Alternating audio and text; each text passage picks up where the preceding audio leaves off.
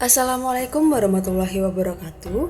Perkenalkan, saya Salma Widiawati dari Sastra Indonesia Universitas 11 Maret Surakarta.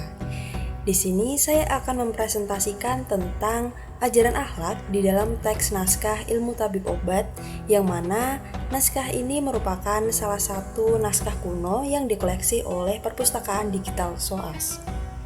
Penugasan ini saya susun untuk memenuhi persyaratan ujian akhir semester mata kuliah Sastra Kitab yang diampu oleh Profesor Dr. Istadianta MS.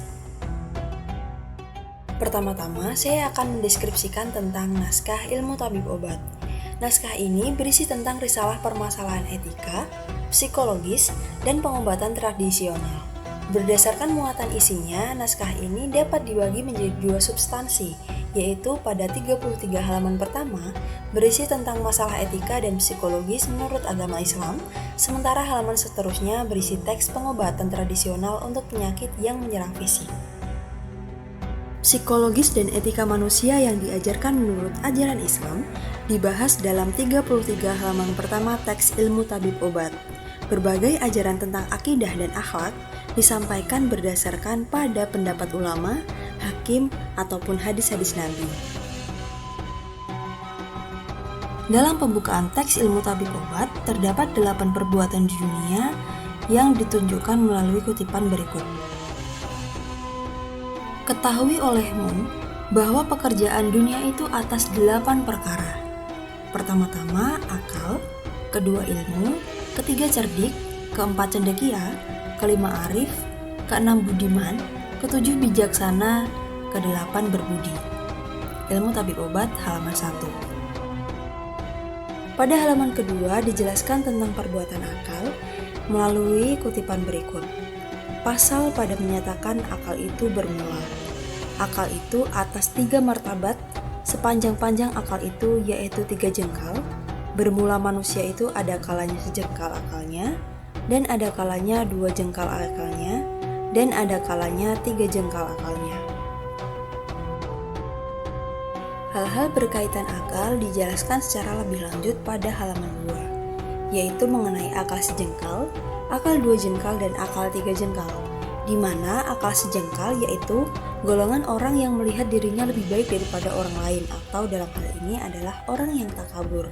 Kemudian akal yang 2 jengkal yaitu orang-orang yang tidak merasa bahwa dirinya lebih baik daripada orang lain. Sementara itu, akal 3 jengkal yaitu golongan orang yang merasa bahwa dirinya tidak memiliki kuasa apapun, tidak berakal, dan hanya menganggap bahwa Allah yang Maha Tahu. Kata Luqman Al-Hakim, adalah aku hidup di dalam dunia ini 400 tahun di dalam dunia, dan aku berbuat hal amat kepada 1000 nabi. Maka aku pilih-pilih daripada perkataannya mereka dapat 8 patah. Pertama, apabila engkau dalam sembahyang, peliharakan hatimu. Kedua, apabila di dalam rumah orang, peliharakan matamu.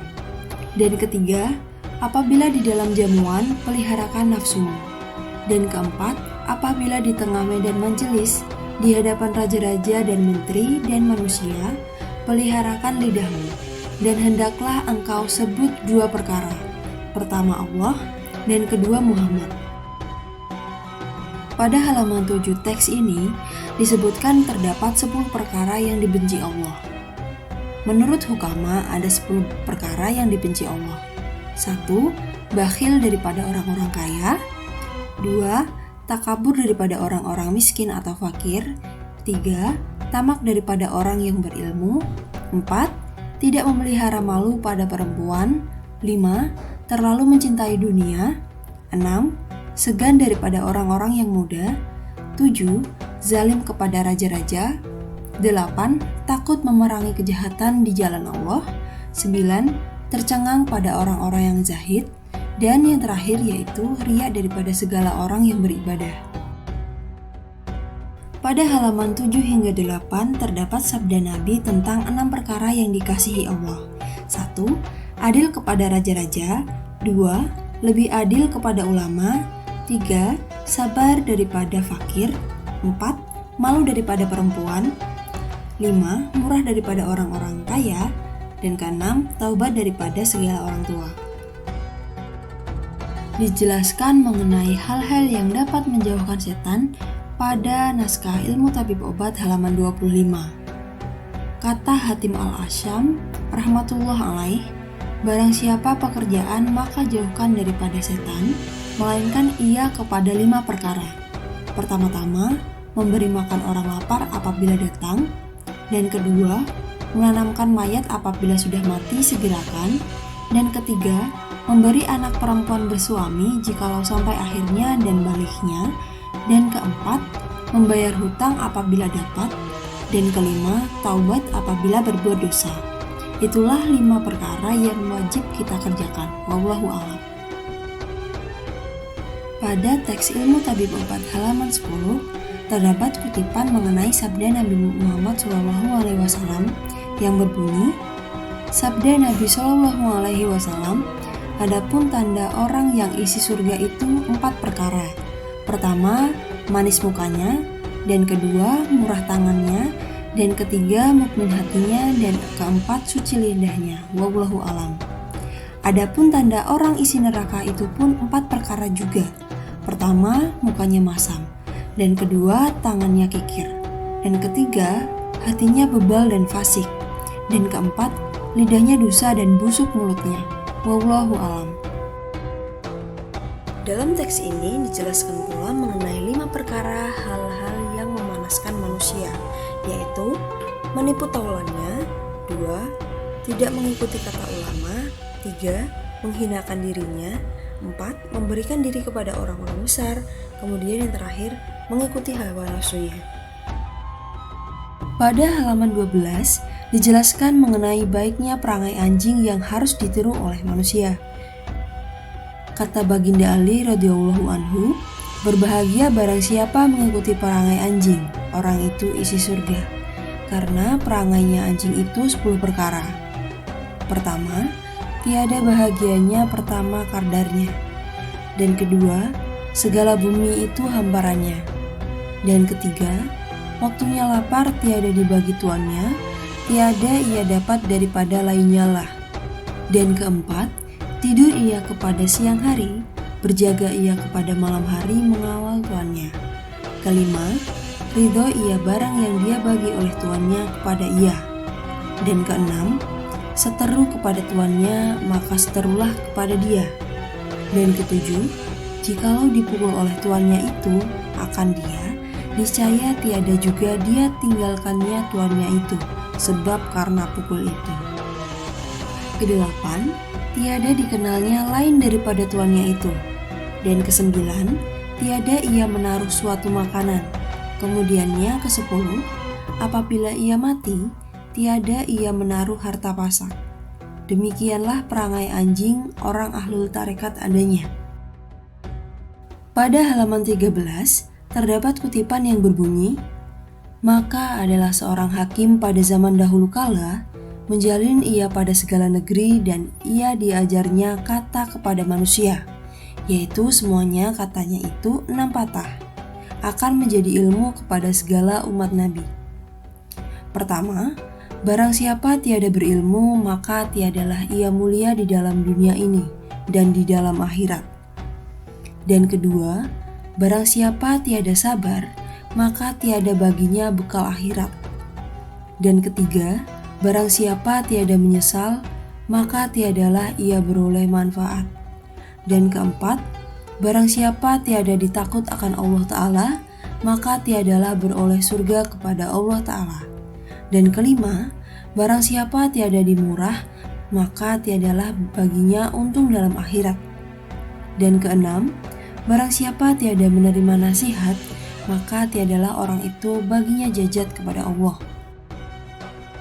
Sahabat Nabi Ali radhiyallahu anhu menyebutkan segala ciri orang-orang yang berakal.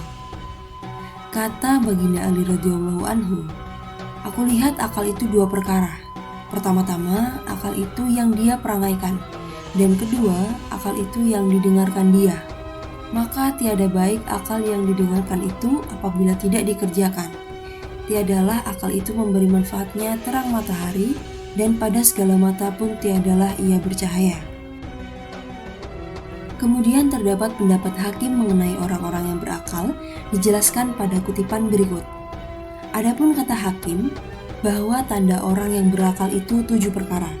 Pertama-tama, barang siapa berbuat jahat akan ia, maka dibalaskan dia dengan kebajikan serta persukaan hatinya dan maafkan kesalahannya. Dan kedua, merendahkan dirinya akan segala orang yang kurang bangsanya daripadanya dan muliakan orang yang lebih bangsanya. Dan ketiga, usahakan pekerjaan yang kebajikan serta segerakan mengerjakan dia. Dan keempat, benci ia kepada pekerjaan yang kejahatan. Dan kelima, niscaya senantiasa ia menyebut nama Allah Subhanahu wa Ta'ala serta mohonkan ampun daripada dosanya kepada Allah Ta'ala, dan serta ia ingatkan mautnya dan kuburnya. Dan keenam, barang siapa barang yang di dekatnya itu adalah yang pengetahuannya.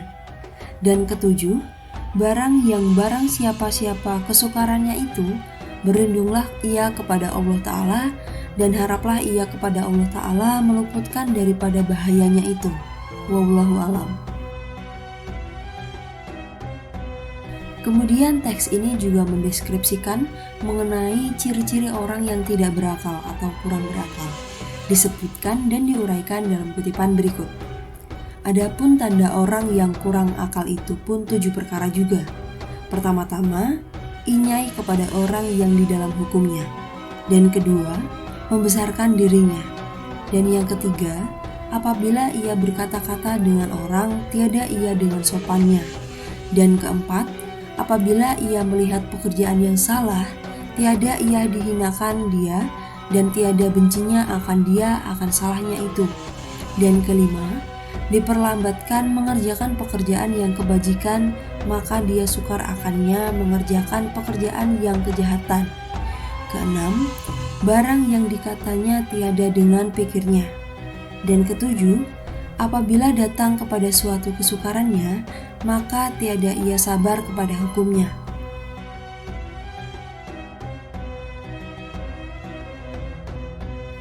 Baik, mungkin itu saja yang dapat saya sampaikan perihal isi, pesan, dan segala ajaran tentang akidah akhlak dalam naskah ilmu tabib obat.